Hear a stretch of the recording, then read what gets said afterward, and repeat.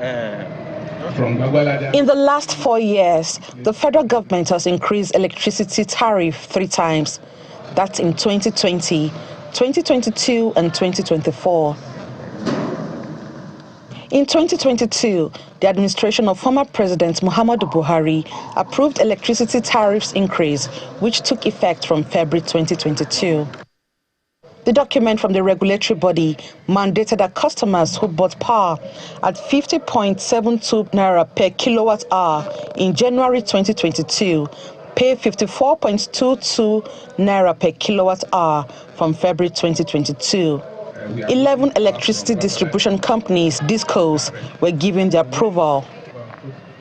News agency Reuters quoted the Special Advisor on Information and Strategy to President Bola Tinubu, Bayo Onanuga, on Tuesday, April the 2nd, saying that the federal government plans to remove electricity subsidy for 15% of consumers to save the nation about 1.1 trillion naira annually. That decision has become a reality. Part of our regular media.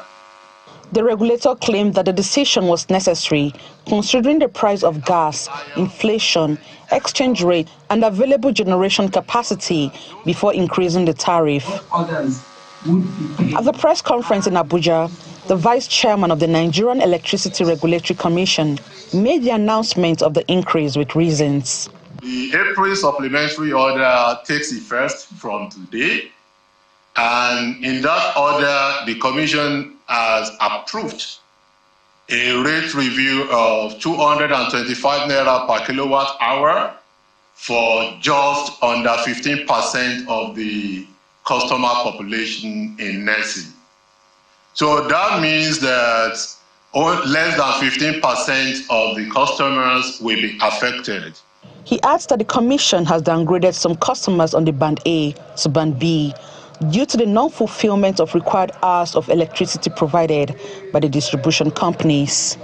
The Commission has decided that many of the feeders that the DISCOs currently brandish as Band A are not meeting the Band A service. And as such, the feeders have been ordered to be downgraded immediately as a way of protecting consumers. The NERC service-based tariff scheme, introduced on the 1st of November 2020, classifies consumers based on the number of hours of electricity supply per day. And that includes Band A, minimum of 20 hours, Band B, minimum of 16 hours, Band C, minimum of 12 hours, Band D, minimum of 8 hours, and Band E, minimum of 4 hours.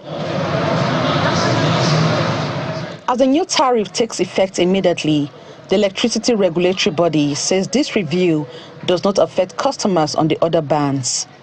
Many are, however, watching to see if that would be possible. Emanuela Ekele, Channels Television News. All right, yes, indeed. So we're kicking off the program with that conversation. We've got Yusuf Ali here with us. He is the Commissioner, Planning, Research and Strategy for NERC. Good morning. Thank you for coming on today. Good morning, Chamberlain. Nice to be here. I know you have heard how angry people are about this increase, in spite of all that the NERC may have said, that they just will not have it. What goes through your mind when you hear that? Good morning, fellow Nigerians. I think it's unfortunate that, but also understandable, the circumstances facing Nigerians. I think the current review is seen as part of a swift of reforms that are not so easy to accommodate. Now, what I would want to start by saying, and I think I was highlighted in your introduction, is that this this tariff review is focused on only 15% of the customer base. Now, the reason why you say only, as if it's insignificant. No, it is not insignificant, actually. I mean, it's about 1.8 million households out of about 12 million that we have connected to the electricity grid. But what I would say... Out of about 200 million Nigerians. Yes. I mean, there's an energy access issue, which we can discuss in a different segment. But I think what I would say is the difficulty on the government is very clear, right? The cost of producing electricity is always going to be there. The only question you have to ask yourself at any point is who pays the bills. And I think if I have a moment, I can just sort of take us through a bit of history on this, because I also heard during the opening segment that there was a comment made around 3 reviews in the last 4 years or something. That is indeed correct. But I will tell you that anywhere around the world, 3 reviews in 4 years, considering the scale of the macroeconomic changes we've had in our own economy, doesn't go anywhere near enough. So for way of context, before yesterday, we were operating a tariff that was determined in December 2022, okay? Now, I'll just choose one parameter that I think sort of encapsulates the big issue that we're facing. Issue of gas price, okay? The gas price for the power sector is indexed to the dollar.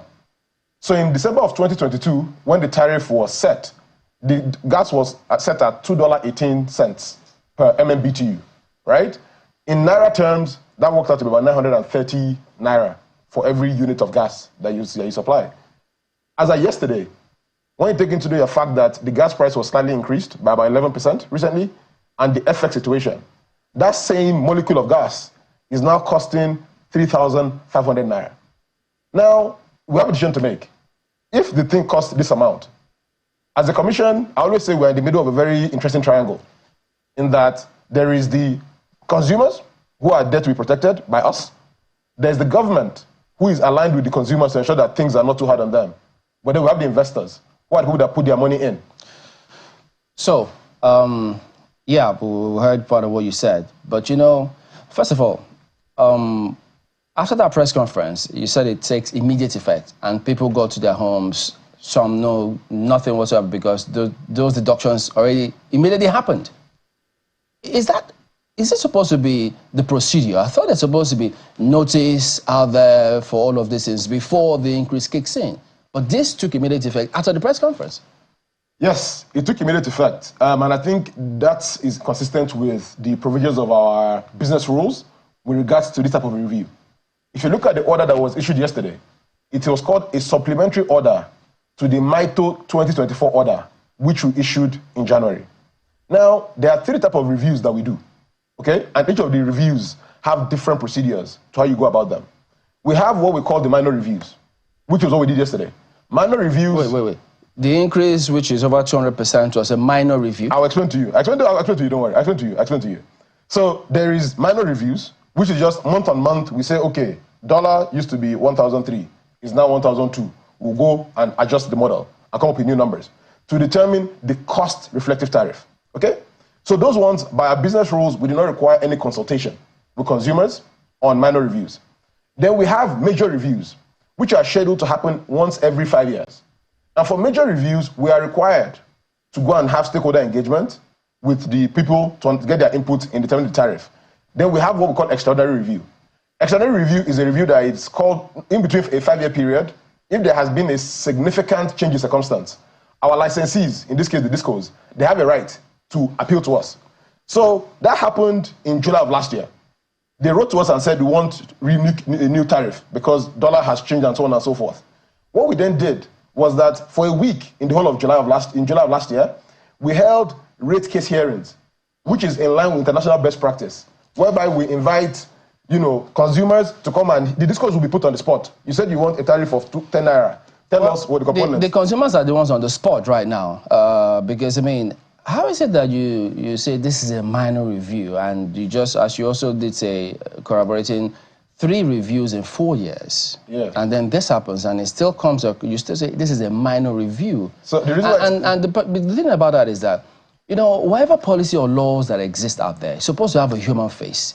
Yes. The consumers at this point in time should have some sort of time to get themselves, okay, look, how do we adjust to this? And then but when you say immediate effect in this economy, that is very harsh on the consumers. So, okay, you make a good point. Now, what I would say is, in terms of why I call it a minor review, so the major review that came out of the activity of July of last year, the outcome was issued in an order that we issued on the 1st of January or so of this year. So that major review, if you go and check our records now, this year we've issued 3 orders, 3 different rounds of tariff orders, one for January, one for February, and the one we issued in April. Now, the reason why this is catching... No, but those reviews, I thought you people said, no, don't perish that thought. It's not going to happen. Don't implement it. So in the mindset of the consumers, that was ground zero. They didn't consider anything that's happened. But you're counting it as though that still subsists. No, so the thing is, what is important is that when you go and check the order, that we issued in January, we were, for the first time, and in an effort to increase transparency, what we did was that we said, this is the cost-reflective tariff. I think it was about 200 naira on average. We said, then we now put under column, this is the allowed tariff. Because at that point, we had gotten policy signals from the government that there should be a freeze on the customer bills. Now, the change that has happened in this April review, the only thing that has happened is that government has said the subsidy we're willing to pay, our appetite is reduced. So design a tariff regime with the distribution companies that would save us 1.14 trillion. And I think it's important to highlight that number because, as you know very well, the federal budget for this year is 27 trillion. If you do 1.14 of 27, that's over 4%. Dr. Yusuf, you know, when you speak about these things as though, you know, you want to stick with the books and the numbers, we know in this same country, when the petroleum industry bill or act, when it became law, the former president suspended the part where they needed to implement removal of subsidy. He had every right to implement it, but he suspended it because he wanted the human face. Yes. So humans made the law. We had to humanize some of these laws. But in this case, you're saying, oh no, we have to stick to some of these things. I'm saying in this circumstance, there would have been absolutely nothing wrong if we had said, okay, you know what, this is going to be harsh on the people. Let's give that notice. Yes, it's still going to come, but look, this is what's going to come so that people can prepare themselves financially and otherwise for this. That didn't happen. This comes in and it takes immediate effect. I don't know how NERC gets feedback from the people, but anyone who you ask, they are pissed off with this. I mean, at the way NERC is implementing this. Yes, I mean, in addition to my work at NERC, I'm also a consumer, right? And I have family, even if I'm shielded, I have family, right? And the reality is, indeed, there is some pain that comes with adjustment. But the reality also is that you are very familiar with the Nigerian landscape. So for example, Nigeria is very unique in the sense that it's probably one of the few countries that has the highest level of prepaid metering around the world, okay? So in most countries in the world, all utilities, water, electricity, they are handled as postpaid services, in which case you consume, somebody comes to read your meter, and they issue the bill. Now, because of the energy theft and some of the challenges that we have on the commercial side, we have gone in the prepaid approach.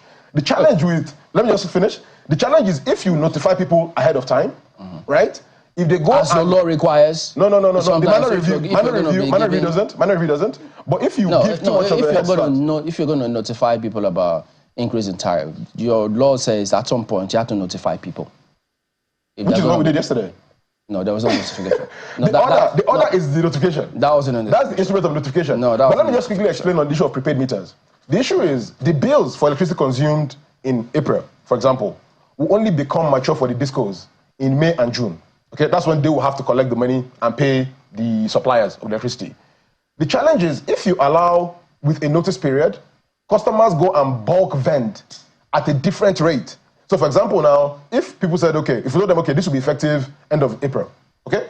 What people will go and do is that people that normally buy only 20 units for 1 month, they'll say, the tariff is about to go high. They'll go and borrow money. They'll go and buy more electricity that will cover them April, May, June. You see why people say this is punitive? Because even if they buy that, the same thing happens with fuel.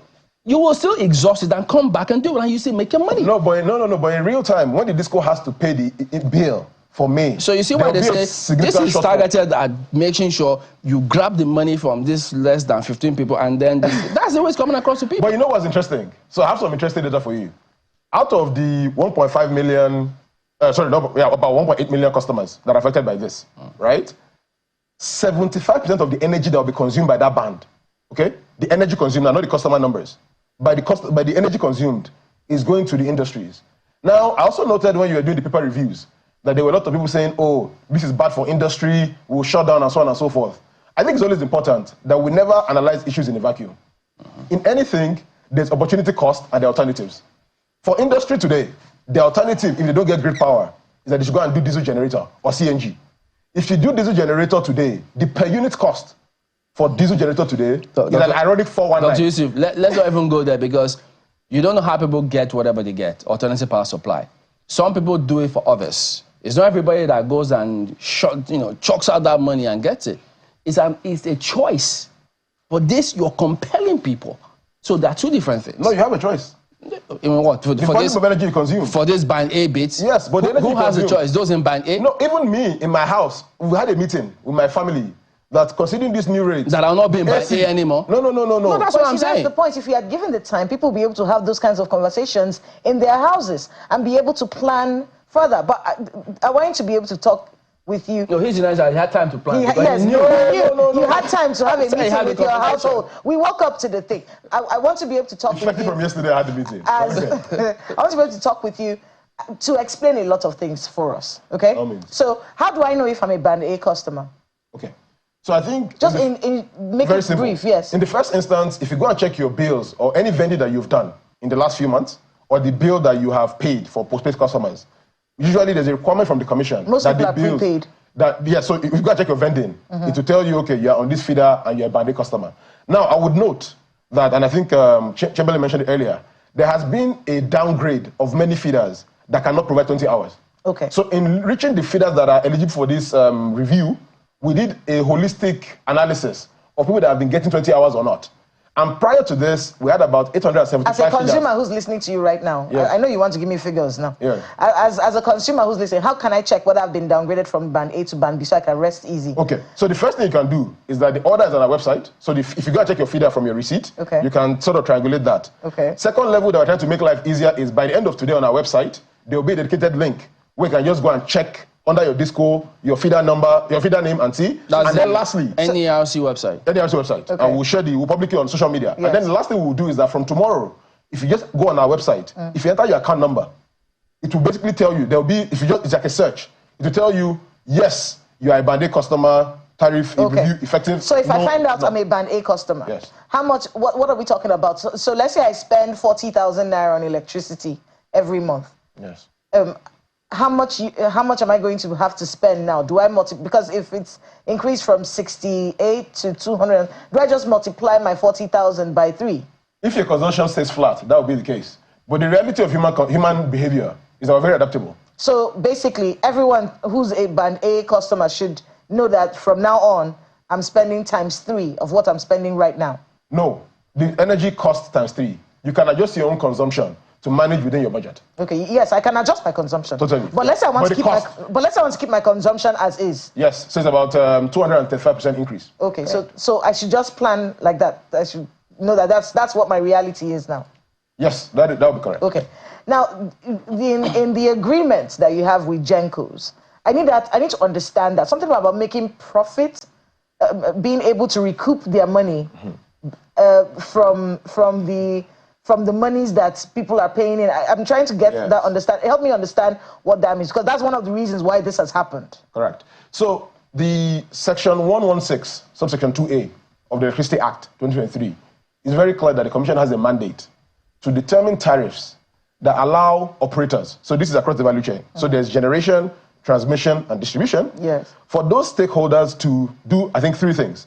First thing is recover any capex investment that you have made. So I take money from my account, $10 million, I buy a plant, I need to recover that money. And how long does it take for this? No, there's an amortization schedule, right? So typically, power infrastructure are long-term assets, so I'll say 30 years or so. So we amortize about 30 years. So 30 years? Thereabouts. Okay. So that's one element of the cost.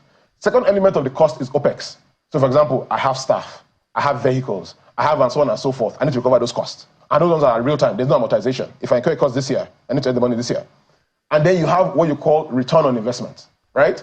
People are not participating in this business as charity, right? So we have a responsibility of a fair rate of return, right? So we determine what is the cost of capital, right? Cost of equity, and so on, and then we determine what is a fair rate of return.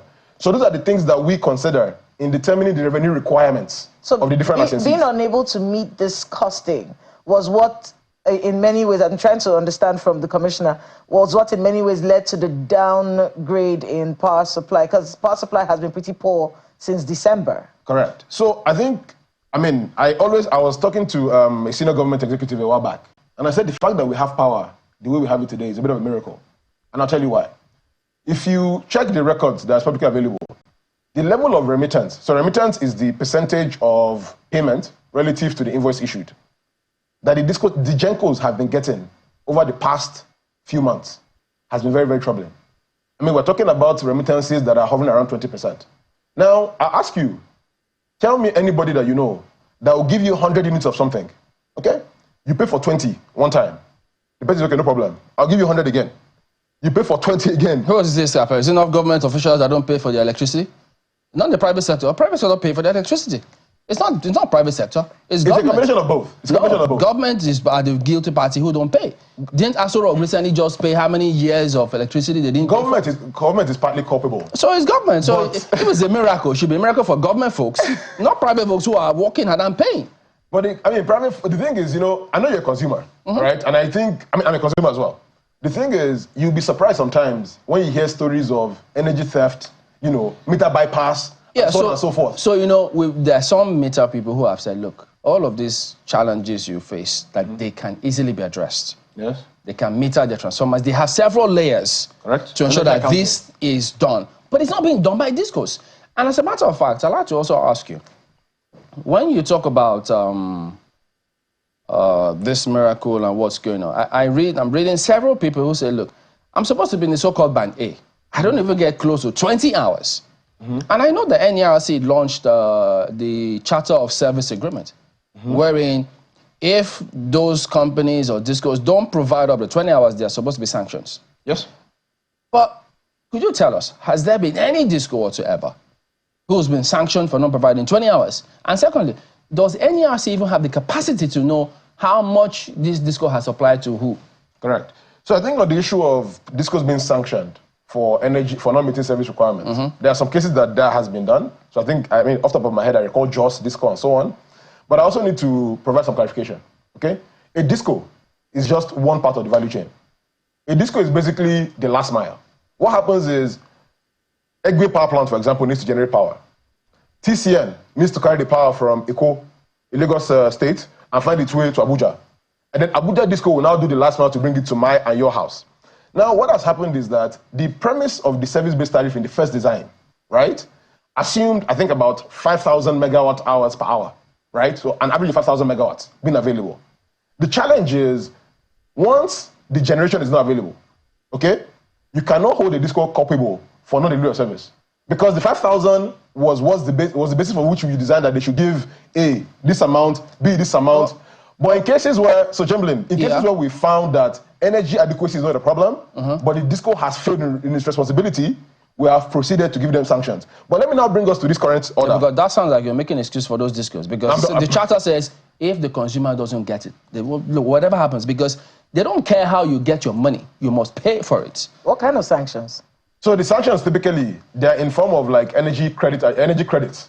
So in that, so for example, the order says if a Band A customer doesn't get a Band B service over a course of a month, there's X number of units. I don't have the precise numbers here. So the customer is supposed to receive those units for free from the disco as compensation. I've never received that. Has this ever happened? In my life, as a so-called as a Nigerian, I have never seen it. Never. No. So the thing is, I can share maybe facts. It happens without us knowing. Maybe because you're only getting the service. Maybe you're getting the service. Do we have to request for it, or it's just? It's no. We're supposed to have an autonomous mechanism to ensure enforcement. But I think let's bring us back to this. And I think when you want to go forward, sometimes you learn from the past, but you can't be a victim of your past, right? The way I look at it is the current order has 3 clear provisions that try to resolve this problem. The first one is that on a day-by-day basis, so by 10 a.m. today, if you check the social media and the website of all the discos, you will see the service delivery performance for all the Band A feeders. So increasing that level of transparency to consumers. Now, but the order also mandates the discos that if in any instance, 2 consecutive days, you do not provide the 20-hour service, you have to issue a public explanation as to the root cause of the problem. And where that doesn't happen? Where that doesn't happen, we will intervene. The thing is... So they owe us a tweet? A tweet and explanation, but not even that. If there's not 7 days where they do not give you the service, 7 days in a row, you're automatically downgraded. So that there's no instance of you, being subject to a higher tariff for service that you're not receiving. And then over the course of 1 month, when we do the average service delivery for 1 month, if they fall below the threshold, in addition to a downgrade, you receive this energy credit I spoke about. What about this grid that keeps collapsing? So the grid collapse, typically... How does it tie into this whole matter? So grid collapse is just a symptom of a greater disease. Okay? Electricity is a very technical service to deliver, right? It has very tight parameters. Without getting too technical, right? There is a voltage that should be at, and there's a frequency that should operate at, okay? What happens is, anytime generation goes significantly... Yeah, we understand what it means when the grid collapses, but yes. maybe we'll circle back to that. I think Ayo... Yeah, before that, I mean, who has ever received these credits you've been speaking about? The thing is, I'll furnish you with information, and I hope that when I send it to you, you publish it for your audience. Tell them now, let them know. The thing is, I mean, I don't have the list, but I'm telling you at least 3 or 4 discos. Maybe 1 or 2 areas that has ever received it. Areas I don't know, but I know for as a matter of fact, just Disco, at some point, I believe in 2021, when they were getting adequate energy from the grid. It's still on the national grid. Just the national grid. Just Disco. There's a NERC, which is a small, hydro operation in Plateau State. Okay. But just Disco exists. Okay. And what we'll do as a commission, when I get back, generally you get the details, and I'm pleading with you that when you get it, you must share. Look, I prefer you tell them yourselves so that if anything... I mean, we can publish it on our website as well. We can publish it. Fine, you can send it, but so that we can see it, because this credit sounds utopian to us, because many have never seen it. They're just hearing about it from you. No. The customers, maybe we would get you customers from Jos that can be testimonials for receiving the energy credits. Abuja hasn't received it. Lagos hasn't. Commercial centers haven't. Several areas haven't. Well, I think my colleague, he's in Lagos. There you go. So let's see what he's feeling at the moment. Well, I'm going to stick with that conversation, Chamberlain. Just how, Mr. Ali, do you monitor compliance of the discos? How is it measured? In the simplest form, the service-based tariff is based on feeders. Right, so a feeder is basically like a 11 kV line that supplies many households, okay? So each of those feeders have meters. Now the commission has mandated the distribution companies to install smart meters on these 11 kV feeders, okay? So what those smart meters do is that they can be remotely read. So every hour, or every cycle, in some cases 15 minutes, in some cases 30 minutes, and in the worst case 1 hour, the meter would read its data to what is called a meter data management system, MDMS, which will say, okay, in the hour of 9 a.m. this morning, the energy on the transformer is this amount, the power X amount, and so on and so forth. So we have access, remote access, using APIs to those MDMS systems. So we can definitely see that if a feeder has a 0 reading for any hour, that means that there was no supply for the customers on that feeder. And that's how we measure the compliance for service delivery for consumers. Well, Mr. Ali, there are those who would think right now that those who pay their electricity bills, whether prepaid or postpaid, are the ones being sanctioned for being good Nigerians. There are those Nigerians who are unmetered and do not have access to electricity, and you would help us to understand, or to at least have an idea of how many people are not metered in Nigeria at this moment. And if you also have the data, give us an idea, because we heard this from the former Minister of Power, Mr. Fashola, saying that there is a huge level of electricity theft. Those people who do not pay for this electricity, they are the ones that are responsible, some would say, for this hike that those who are complying are having to bear. Thank you very much, Ayo. So I think on the issue of metering, right, I think we can analyze it from 2 levels. I think as at the last report that the Commission issued for Q4 of 2023, the gross metering rate across the entire sector is hovering around, I would say, about 45%, 50%. So that means that out of the 12 million consumers, you have about 6 million that do not have meters, that are based on, estimated billing in that sense. Now, that is one of the reasons why this realignment of the strategy of the subsidy reform is also important. For the Band A customer group, that metering rate goes up from about 50% national average to about 70 to 75%, right? So reducing the people that are going to be feeling the burden of being unmetered, but still feeling the pinch, I would say, of having to pay what is the cost-reflective tariff, I must emphasize. So that is on the issue of metering. On the issue of energy theft, I think it's good that you raised the point. The reality is the Commission, when you go and talk to distribution companies, you find that they think the Commission stance is too harsh. If you recall, I had mentioned that there was a rate case hearing that we held in July of 2023. At that rate case hearing, one of the parameters that was on the chopping block, so to speak, the discourse came and requested a revised ATC and C loss. ATC and C is the aggregate technical, commercial, and collection losses, right? And basically, it is a parameter that is to cover efficient losses, okay?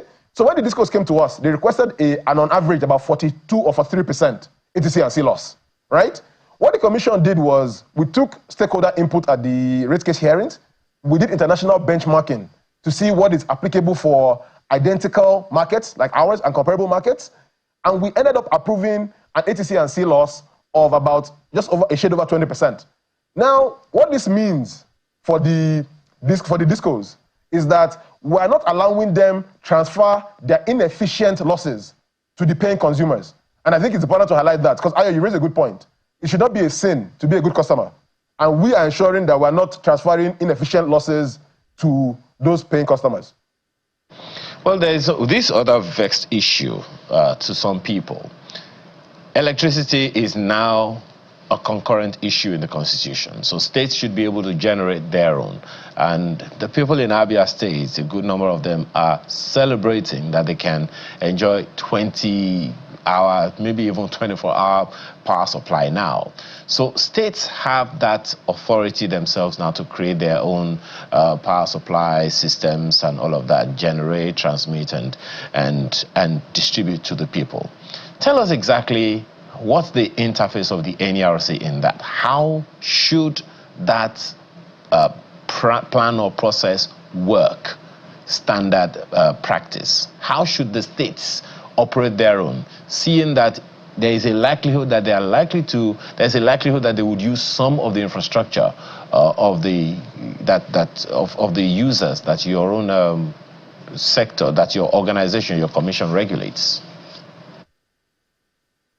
Okay, thank you very much, Ayo. And I think this is a very important point. And I think you even note in our press release of yesterday, we made reference to our commitment to working with the relevant stakeholders to the successful implementation of the provisions of the Electricity Act, as well as the Constitution amendment that you make reference to.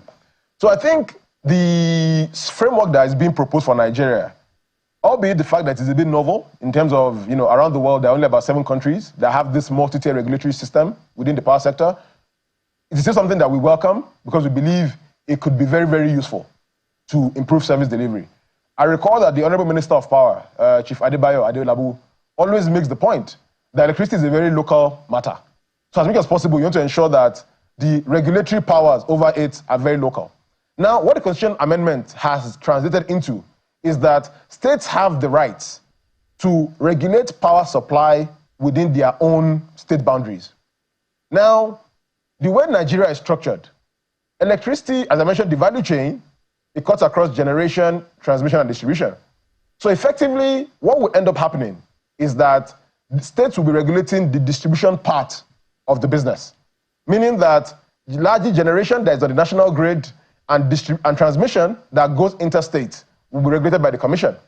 So we have done a lot of international best practice learning, right?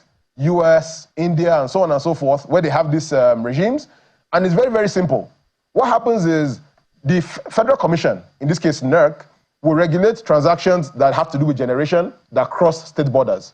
We'll regulate transmission. So basically what regulation means, we set the rules, and we also regulate transactions. If there's any conflict, set the prices and so on and so forth, we'll work on that.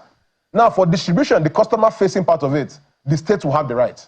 So for example now, I believe we have about 10 applications already with us at the Commission, with states that are saying that they want to exercise their rights for the Constitution to create their regulatory authorities. And I even believe, I think in Enugu State, if I'm not mistaken, they have, sort of like started that.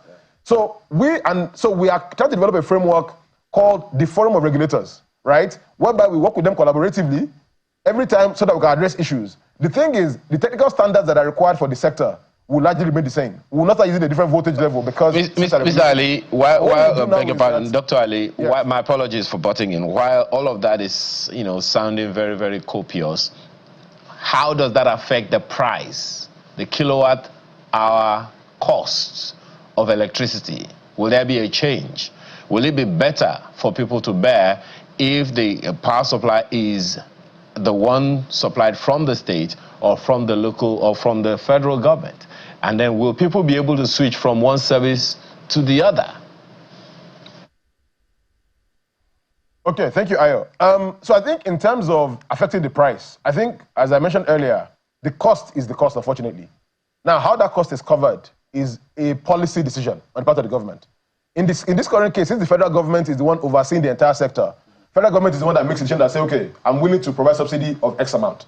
And then we'll not pass the cost to the consumers. What will happen with the state situation is that when the state start regulating, the governor of the state will speak with the regulators and say, okay, the cost of this thing is X. However, X is too high for my citizens. So I want them to pay X over 2. Well, but they will provide the financing for that. I have McDon on X. So he says, I live in Lugbe FCT. Yes. We do not have light up to 10 hours daily. But I bought light last night and was charged as a Band A customer. Why is our government policies all anti-people? This is just one of several. Okay, so I think on the issue of AEDC, we have noted as a commission and we have directed them. So as I mentioned to you, prior to yesterday, AEDC had 223 feeders that they called Band A feeders, okay, in the old classification, right? When we did our own analysis of people that are getting the service, less than half of that, just about 100, were getting service. In our order of yesterday, if you go and look at the order is explicit that there are only 100 feeders that should be migrated to this Band A at this new tariff. Unfortunately, there was a communication gap within AEDC, whereby they just migrated all their previous Band A customers. How do we know it's a communication gap and not deliberate? No, so the thing is, I mean, I react to the information that we get formally at the commission. Can they get their money back? I want to get... So they are going to, so the customers that are vended, so they are going to create a list of the customers that are vended that were wrongly classified yesterday, and then those customers would then be given the energy to reflect their own let them make some noise. Be. So quick ones, number one. So why do we have to have this categorization in the first place? Are we not all supposed to just have this power supply? So actually, the funny thing is that the service-based tariff is a derivative of customer yearnings. In 2020, and this ties to your point earlier around consultation, in 2020, which was the first time the tariffs were going to be reviewed in 4 years. So between 2016 and 2019, no tariff reviews for a different reason, and I won't get to that now. The commission went to all 11 discos. I believe we went to about 13 or 15 states. When we held consultations, customers will come. We'll say, okay, we are looking to review tariffs. What are your key considerations in the tariff review and so on and so forth? The underlying theme that emerged from that was customers said, I'm willing to pay the right price if I get the service. That's why service-based tariff was born. Because we then said service-based tariff will be that the cost-effective tariff will be payable by the customers that are getting the right quality of service. We need to... And then the ones that are not will be, government can continue to support them to the best of government ability. We'll keep talking about me. We have crude, but Nigerians have to go through a hard time to get petrol. We have gas abundantly in this country. Even the one we get now is even associated gas, for instance. It's not the one that they deliberately go for. Yet, we have to be subject to the vagaries of all of this increasing gas here. Countries who don't even have a natural resource seem to be happier than we that have these natural resources. So now that this has been done and taken immediate effect, has subsidy been removed in the sector? No, subsidy has not been removed. What has happened is, as our press release made clear, the subsidy for this year has been reduced by a factor or to a value of 1.14 trillion. And we're paying this over hundreds of percentage increase. Subsidy has still not been removed. You have to realize. How much was it before? The subsidy? Yes. The going rate of based on the January order. How much was it before? It was 240 billion a month. Okay, 240 billion for January. Yes. Okay, now it's 1.something trillion for the year. So now I think the number has been reduced to about 113 or so per month. Okay. So more than 50% reduction. Okay. Well, I think the government, I think just to highlight, right? The government said reduce subsidy by this amount, but they were very clear to us. You have to make it a pro-poor reduction, which is why the tariff review is actually focused on Band A, the remaining 5% of customers. So that's about 9.something million or 10.2 million, sorry if I'm not mistaken. The ones who say they can... Those are the vulnerable. The people who say they can... The people who say they can pay if they see the price are the ones. Now, you must pay for this thing much more than, you want to pay. So that's what's going on at the moment. But we have to anchor at this point. Yusuf Ali, Dr. Yusuf Ali is the Commissioner, Planning, Research and Strategy for NERC. We thank you for coming, and I know that this is not going to be the last of this matter. Several people will be on and on about this because they have to cough out the money. You know how that feels. All right. Thank you for coming on.